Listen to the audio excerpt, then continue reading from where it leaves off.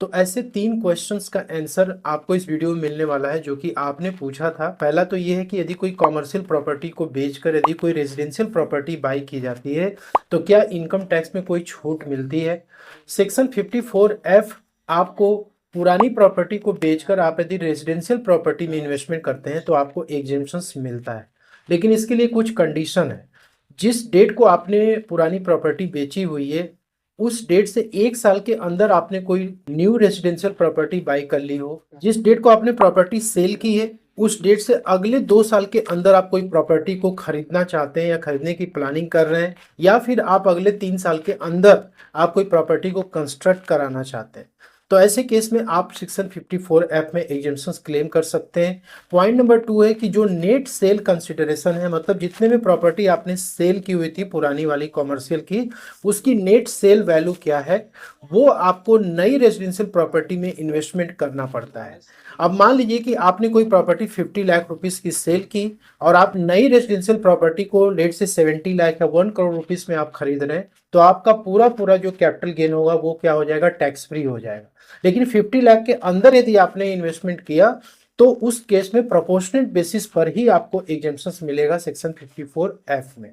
अब जिस डेट को आपने प्रॉपर्टी सेल की हुई है, अब अगले 2 साल या 3 साल के अंदर आपको कंस्ट्रक्शन कराना है या फिर आपको नई प्रॉपर्टी बाई करनी है, तो ऐसे केस में जो भी पैसा आपके पास है वो आपको कहाँ पे इन्वेस्ट करना है। तो ऐसे केस में उस पैसे को आपको कैपिटल गेन अकाउंट स्कीम में डिपॉजिट करना ITR फाइल करने से पहले, जिससे कि आप एग्जेम्पशंस क्लेम कर पाए। लेकिन हाँ, जो कैपिटल गेन अकाउंट स्कीम में पैसा पड़ा हुआ वो आपको उसी पर्पस के लिए यूटिलाइज करना है, घर खरीदने के लिए या फिर कंस्ट्रक्शन कराने के लिए।